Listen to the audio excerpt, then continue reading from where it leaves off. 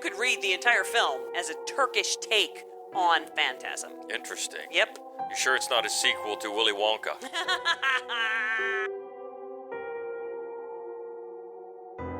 It was in his contract. Yeah. That was how they wound up getting the ending that they got, is because he signed a contract saying the ending doesn't get rewritten.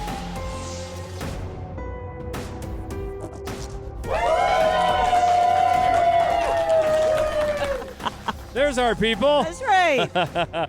Welcome. It is Fright Club Live. If you couldn't tell, we are back at our home away from home. We're here once a month, second Wednesday of every month, the Gateway Film Center in Columbus, Ohio. Such a great theater for horror, and part of that is right here at Fright Club Live. So we're happy to be back. Great crowd, and we got a fun topic tonight that was a listener recommendation. And we got a great topic tonight, picked by Hope.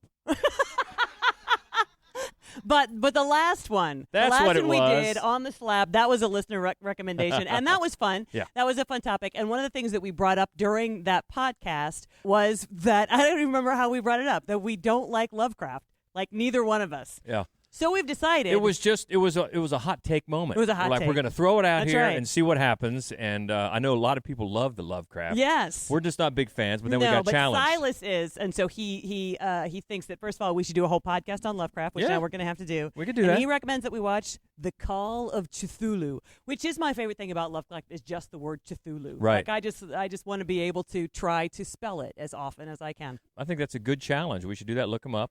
Probably stuff that we're not huge fans of, Right. but we might, that would be a good chance for us to maybe reconsider. Maybe not, Silas. We're telling you that right now. That's maybe right. not, but maybe. We also, while we have a second, our friend and senior Aussie correspondent Corey Metcalf has a new podcast because he has a lot of podcasts Yeah. in him. And this one is entirely about Hitchcock. It's called Presenting Hitchcock, and it's also on Gold Spiral Media. So check that out when you get a chance, because it's actually really, really cool. They choose randomly a new Hitchcock movie to just dive into every time. Yeah, and then next week he'll have a new podcast that we can pimp out with that one as That's well. right, So exactly. no, we love Corey, and definitely check that out because Hitchcock is great, and I'm looking forward to hear some of his thoughts on that. But tonight it's one that is we gave it a bunch of names. We gave it Law and Order. That's We right. gave it Laying Down the Law. That's It's right. police work horror. And your rules are that it really has to revolve around some detectives or cops trying to figure out a case. Yeah, the cops basically have to be the main characters because, like in 1 out of every 3 horror films, there's at some point, right, police procedural. Generally speaking, the police are called at some point during most of these movies. So that was too many to go through. I needed to really limit it. So we were looking for something that was primarily about police and police officers, and still there were a lot to go through. And so George said we could do fuzzy math. Yeah. Never get to do fuzzy math at a live event. Never. For the first time in quite a while, it's That's a right. top 6, top 5. That's right. And we are going to talk about one of those movies that we're going to talk about all of them. We're going to show one of them, of course, as we always do tonight. And by the way, we had to welcome a few new Fright Clubbers tonight, which is awesome. We've got some new people that we haven't seen before, giving out a lot of buttons and things. That's right. So I know I talked to Angela, so welcome, Angela. I talked to Jeff earlier, and there's some we didn't talk to, but I didn't catch your name. Welcome, everyone. And if you haven't gotten a button, we've got some down here, or we've also got magnets and a bunch of fun stuff, so we'd love to have you come down after the movie, and we'll set you up. Yes, and I'm going to be sad, though, because I miss John.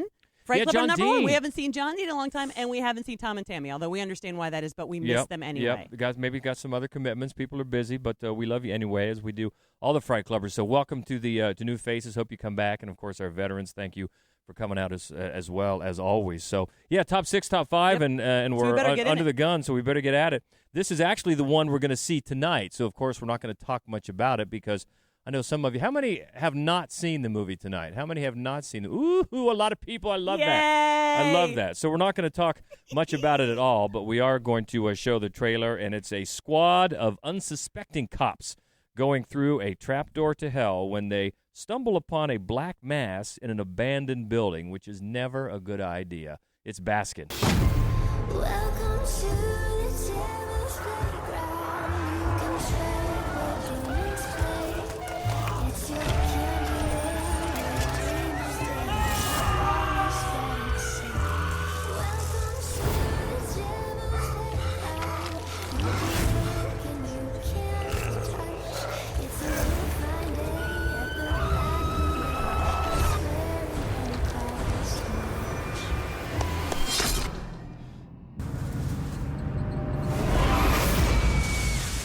this is going to be good. The only thing I want to say to the people who haven't seen it yet, you're going to be wondering about the actor who plays the character named Father. And this is his movie debut, and Yep. you have to pronounce his name for me. Mehmet Saragulo. Okay.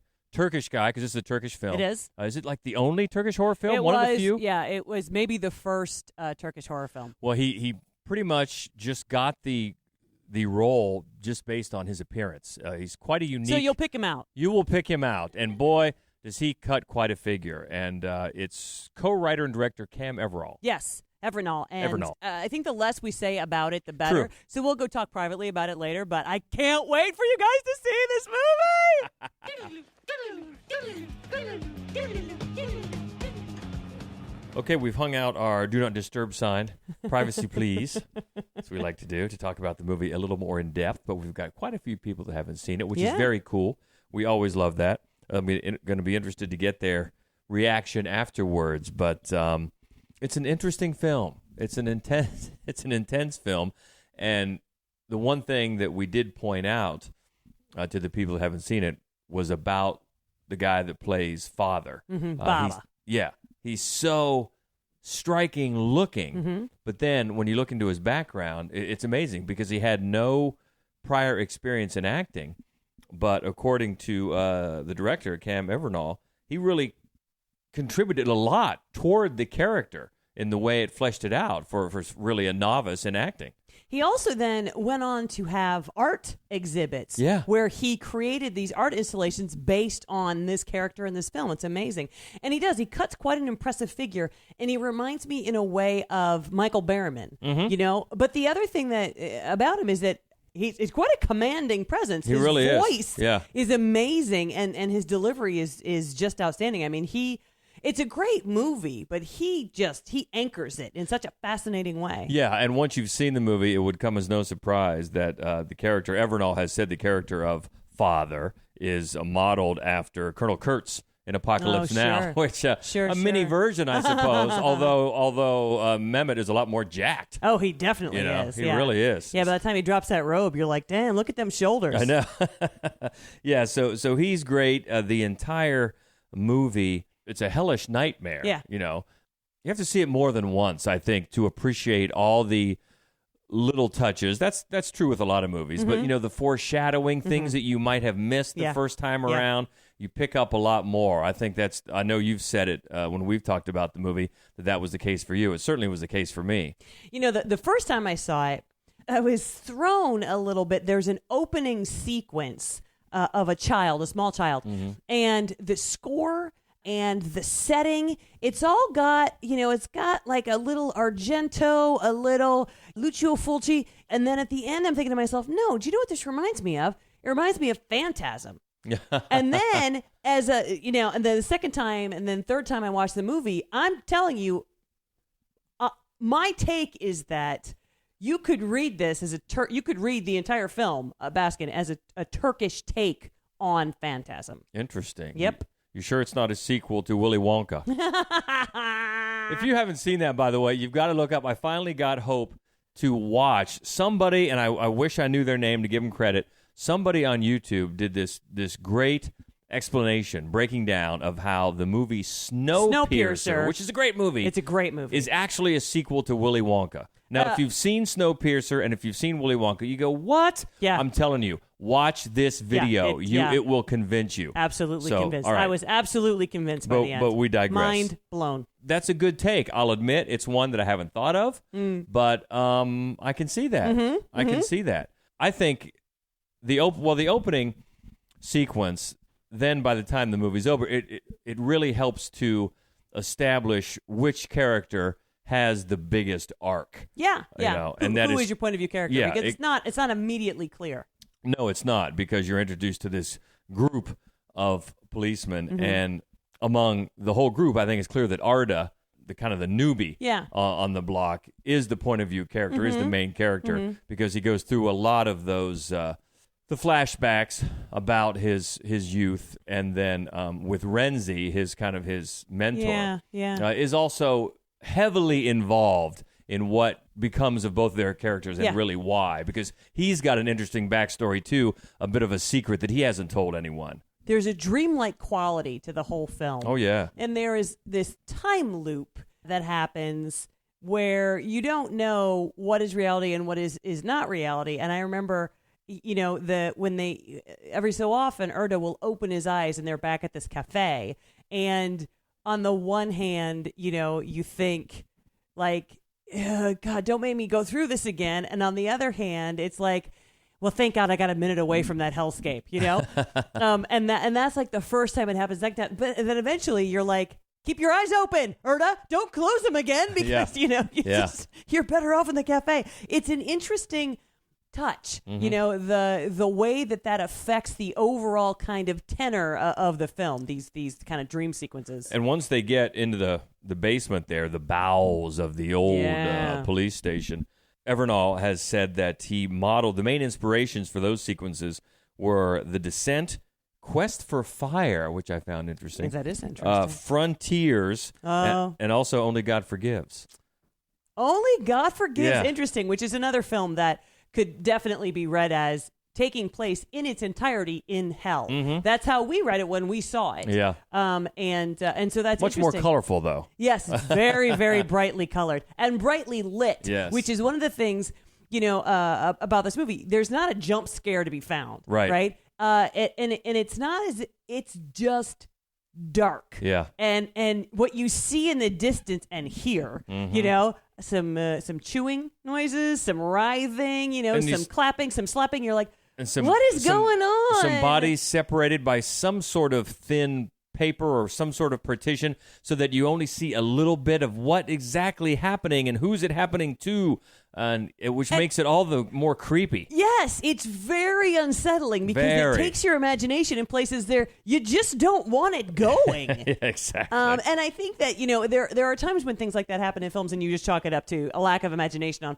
the part or lack of funds on the part of the filmmaker. Yeah. But no, because I think part of what they're saying, hell is inside you, right? And he's tapping into that. Like, you know what? Nothing is going to gross you out more than your own imagination. So let's just see where your head goes. Yeah, well, I think specifically the line is, hell is not a place you go, you carry it with you always. Yeah, that's what Baba says, and I believe him. Yeah, yeah, especially after watching this movie. So we think it's very effective. I'm going to be very interested to get the take on everybody tonight, especially the majority who haven't seen it. Have not seen it. That's right. And, so it should be good. So let's get back in there and get ready to watch it. Baskin. So we're into the real top 5 now, and this is 2 detectives, a rookie and a veteran, hunting a serial killer who uses the 7 deadly sins as his motives from 1995's Seven. Ladies and gentlemen, we have ourselves a homicide. They're caught in a game. No fingerprints and no witnesses of any kind. Nope. About the only thing we know about that guy right now is he's totally insane. Where the price of sin is death. There are 7 deadly sins. Gluttony. You're going to come take a look at this. Greed. No one touches anything. Sloth. Wrath. Pride. Lust. And envy. 7. You can expect 5 more of these. 7. What's in the box? What's in the box? Oh, and the really interesting thing is when you read about how much of a fight they had between studio executives and between the actors in the movie about that scene, because everybody wanted about the end. Mm-hmm. Everybody wanted it differently. There was an actual quote unquote happy ending that the studio executives wanted, which I guess Brad Pitt said, I'm not doing it. It was in his contract. Yeah. That was how they wound up getting the ending that they got, is because he signed a contract saying the ending doesn't get rewritten. But even then, there was a fight about which one of them would take that final action at the end. I'm trying not to spoil something. Is there anybody here that hasn't seen Seven? Oh, dude, Mason. Get on it. Wow. You called him out. Okay. Guy in Forthrop. No, there was some fight amongst the actors about, specifically Brad Pitt and Morgan Freeman, about which one of them should take that action. And, of course, Brad Pitt started. Each one, I think, if you read about it, each one kind of had a compelling case. But, Brad Pitt won out, and he also won out on his wardrobe choices. He insisted that he buy all the ties for his character because he thought it was important that his character had a horrible fashion sense. So it goes into getting those characters. But it's such a dark, the look of it is so dark and grimy, and it fits the movie so perfectly. It's so tense, and, of course, it has that, Mason, close your ears. It has that additional actor in the cast that winds up. Oh, yeah. It was a big shock that really takes that's when the movie turns in a completely different direction. That's right. So basically all of shamed Hollywood is in or behind this film because, of course, it's also a Miramax movie. So, yes. Yeah, they're all right. in it. But that notwithstanding, No. it's awesome. It is. It's a great movie, and it's the first time we realized Fincher was Fincher. I mean, you go on later to be like, oh, yeah, like Zodiac. You're like, yes, totally the guy that made Seven, 100,000%. But, he hadn't done much. He did Alien 3, which at that point, most people just hated. You watch it now, you're like, okay, it's David Fincher. Well, I mean, it fucks up a lot of the storyline and kills everybody we liked, but still. And it was because of his bad experience with that movie that he just didn't read any scripts for a long time. And I think this was one of, if not the first script he read after his self-imposed sabbatical, and it was just knocked out by it. It's interesting because it's written by Andrew Kevin Walker, who did 8mm, and Sleepy Hollow. All right, here and there, Sleepy Hollow. But I mean, it's easily the best thing that he's done, and it's I love. We probably at some point we'll do a whole podcast on 7 Deadly Sin movies because there are a ton of them, and some of them are really campy and stupid. But it's a great. And if we could do a theme song, which we can't anymore, it would be Gilligan's Island because, as you know, they're patterned after the 7 Deadly Sins, except. Skipper is 2 of the sins, and Gilligan is none. But still, that's how I kept it straight in Catholic school. That's how I figured it out when I was in school. And some might argue that tonight's movie has a little bit of that theme to it, but that's all I'm going to say. Yeah, that's all I'm going to say. That's right. This is actually 7 is the third slowest film to reach $100 million in U.S. box office. After Shakespeare in Love. Which should never have made it. I know. And Unforgiven, which is great. Oh, yeah. But this is the third slowest. I think it still is. But, it holds up. Because Gwyneth Paltrow puts butts in seats, but not for a few weeks. That's my theory, because she has 2 of those movies. She should add that to our IMDb page. That is, at 5, it's 7 on our list of Law and Order horror. Moving it up to number 4. This is one that, I don't know about you, it surprised me. I didn't expect to like this movie as much as I did when we saw it. This is from 2016. Soon after a stranger arrives in a little village, a mysterious sickness starts spreading. This one is called The Wailing. Come on!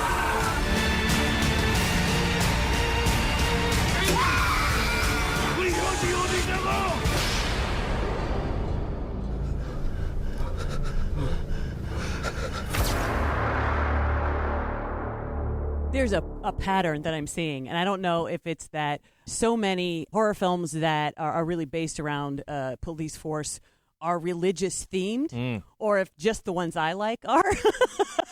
I think that I might just really be able to, situate myself in films where that comparison between law and order, earthly and sort of spiritual, collide in incredibly creepy ways. Yeah, this one, like I said, it surprised me when we watched it. And it's a slow burn. This is about 2.5 hours long, I believe. But it really gets you engrossed in what's going on, the way the suspense builds. The cast is great. It's also weirdly funny in spots. The one face you probably recognize in the trailer is John Kunamuso, I believe. Long career. But this was actually his first Korean film.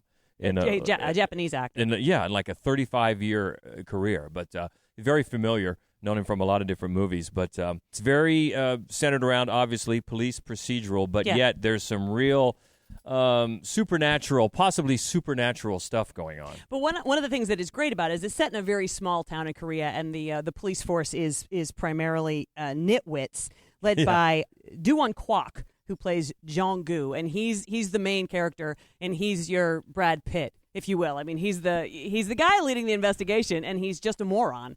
He's bullied by his family, and he's always being fed, and he falls down a lot, and you're like, they're never going to figure out the hell's going on. And so it does have this really absurd comedy to it that I think lends it a really interesting air, because you start to just assume that the leads he finds, he's going to misinterpret So you start thinking everything he's coming up with is wrong, but maybe it isn't.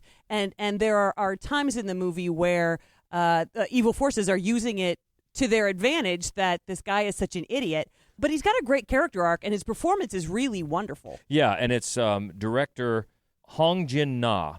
Who did Chaser. Yes, and he has said that this is based on a lot of folk religions in Korea and Nepal, and also on Catholic faiths, which is you picked up on, of course. And it does a lot with... Just seeps out of my pores like stigmata. It does a lot with cause and effect. Maybe does. some fake outs, I guess, Yeah. of causes and effects. And it is long. It's very involving as it gets to, kind of how, as a lot of movies do, how evil takes root and what can be the true cause and growth of evil. And once you're in, like if you can hang with it for at least 45 minutes or so, it is a slow burn, but it'll get you. I think you'll want to stick it out to the end. Absolutely.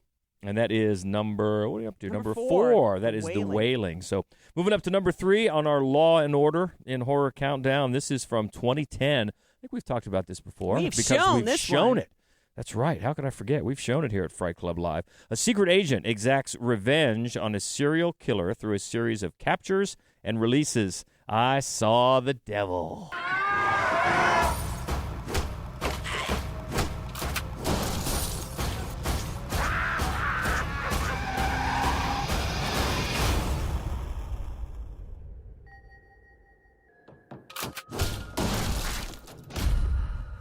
Here's another 2.5-hour Korean bloodfest. Yes, and this is one that should have been subtitled Min Sing Choi Can Take a Beating. He can, right? Woo! So if you've seen Old Boy, and if you haven't, get on it. You already know that Min Sik Choi can take a beating because he's the lead in Old Boy. He's also the lead in this film. And he plays opposite Byung-hun Lee, who's the handsome police officer that you see. And that's one of the things I think is so great about this movie is the way that this disheveled sort of, sloppy-looking killer versus this very elegant and put together and angular police detective. Oh, yeah. And the way that they play this cat and mouse game because the police detective has basically given up on law and order. And once he embraces chaos, really he doesn't, when he lets go of control he doesn't really anticipate what the downfall is going to be to those around him. And it really makes for a very tense 2.5 hours of a lot of bloodshed. Yeah, and you can tell that, like you said, in just the way the characters look and act. One is all about control, and one is all about, just bull in a china shop. Yeah. That's how he acts, it's how he lives, it's how he kills and attacks. Yeah. And, as these catches and releases, he's just toying with him. And it just wants him to stay alive so he can continue to torture him. And then it becomes, at what point does he actually become a monster himself? Right. Which circles back to, I guess, the law and order of this, because he's able to use information that he has access to further his, let's face it, law breaking. Yeah. To further what he's doing, what he has in mind for this criminal and this attacker. And it's another long burn, not as a slow burn as The Wailing. No, it gets right gets to at it. It is But, percussive and violent. it gives you time. I think it gives you at least a couple times where you think it's leading to an end. You think this is going to be the final comeuppance, and it's not. No. And it just keeps going on. But I don't think at the end there was a lot I would have shaved off. I mean, it's satisfying. No, I'm 100% with you. And it's from writer-director Ji-woon Kim, who did A Tale of Two Sisters, which we've also shown. So we're big fans of that filmmaker. And it's just a marvelous film. The two actors going against each other are great. They are. Because they're totally into the way that their characters are set up to be polar opposites of one another. And, at times, who has the upper hand goes back and forth well. Oh, yeah. And the catches and releases are just great. So, yeah, we loved I Saw the Devil, number 3 on our Law and Order countdown. And we're up against the clock, so let's keep it moving up to number 2 from 2012. A series of brutal murders puts the lives of 3 men on a collision course. This one is Big Bad Wolves.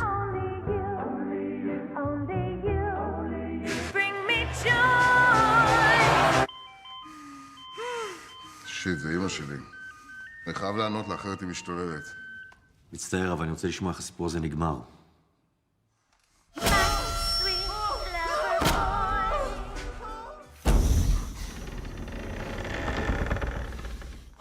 This is such an entertaining movie in so many ways. As you could tell from that trailer, it's funny. And it's like the most darkly funny film. And it's also brutal. Oh, and my God. And it's visually it's so hypnotic and compelling. We showed this film here, and it's funny because it's been on another countdown with Baskin, Best Middle Eastern Horror. We show some good movies here. We do. If we do say so. Yeah, it's got a great ending. Little shock. I don't want to say a huge twist ending, but it's a good one. Yeah. And it stars one of our favorite actors, especially in foreign films, Lior Ashkenazi. He is great in pretty much everything. Yeah. And he's great here. He is. But the whole cast is absolutely amazing. And so Lior is the police officer, and then as they show in the trailer, he kind of matches wits with the father whose daughter's gone missing, and they kidnap this little elfish teacher because they believe that he is part of it. And then the grandpa shows up out of nowhere. And it's the the grandpa is the one at the end with the blowtorch.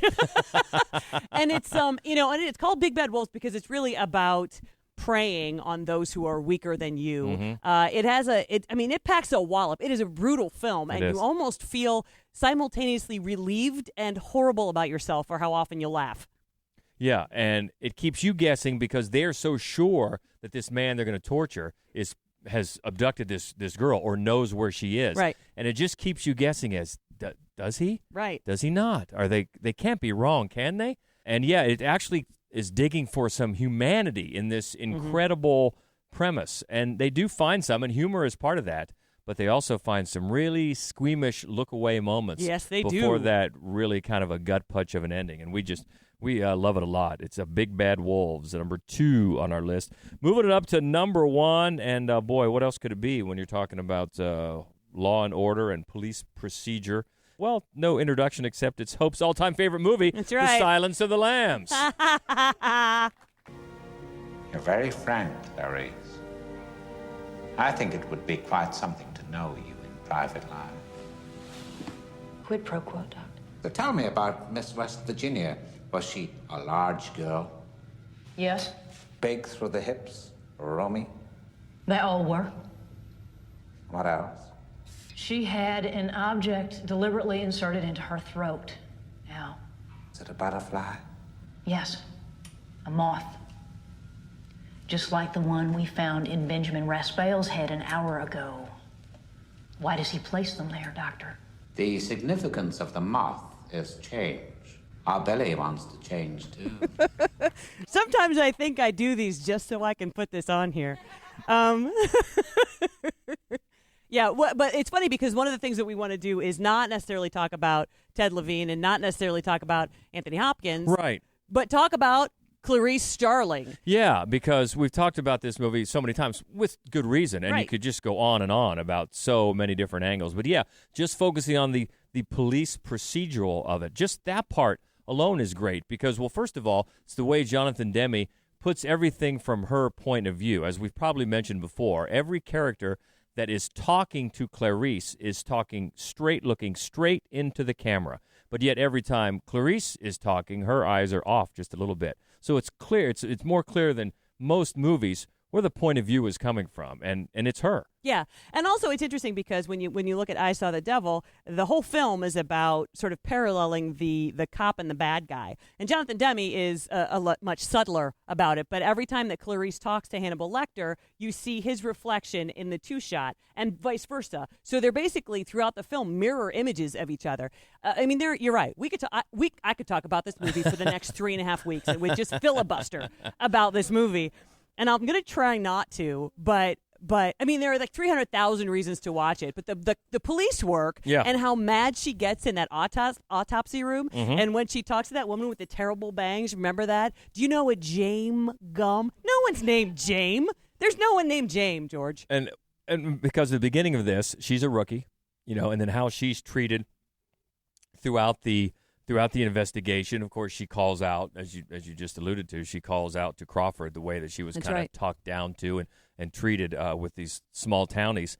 But it was made with a lot of cooperation with the FBI, and that's why it gets it right as far as their procedures go, more than a lot of films. Jack Crawford's role was based on real-life FBI agent John Douglas, who worked with Scott Glenn a lot, and apparently let him listen to some really grisly tapes that he has had to listen to as part of real cases that really, really stayed with Scott Glenn and just gave him a little taste of what these FBI agents have to go through sometimes. But that adds to the authenticity. They really tried to make it real. And in addition to, of course, the iconic character of Hannibal Lecter, just if you just break it down to the hunt and the way that is set up through the detective work, that is so tense as well. It is. It's incredibly. It's really well paced. It's really well shot. Of course, as everything in this film is, and it's fairly breathless. Really. And then it's been done in other movies, of course, and a lot since this movie. But that fake out when they get to James Gumb's house. The way they set it up so you think that they have the right house, and then realize she's alone. That she's alone there. That is so well done and so well directed. And she's so little. She's very small. I'm always bothered by that. Like, oh my God, she's got like no wingspan at all, and he's just a big looming mess. And of course, it swept the major categories of the Oscars that year. That's right. But even today, as I got on IMDb and was looking up this movie today, if you look at IMDb, it is not listed as a horror movie, which is astounding, as we've talked about before, because, well, I'll let you, it's your... Yeah, because once a film is just accepted as a masterpiece, it ceases to be a horror film, and people refer to it as a thriller. Yeah. But let's just be honest. This is a movie about a man who eats human flesh, helping the FBI track down a man who wears human flesh. That sounds like a horror film to me. Just a madcap comedy. It is. Oh. It's a romp. And it's your all-time favorite film, and of course, number one in our Law and Order horror, Silence of the Lambs from 1991. So we've got one to show here in just a few minutes. We are looking forward to the next Fright Club Live, which is going to be, of course, the second Wednesday of April on the 10th. April 10th. April 10th, we're going to do our classic for 2019. We're going to show Daughters of Darkness. Yeah. And this has made several of our countdowns. So the topic that we landed on for this one is lesbians in horror. So that is April the 10th. Bring your taxes. We'll have a look at them before you file them.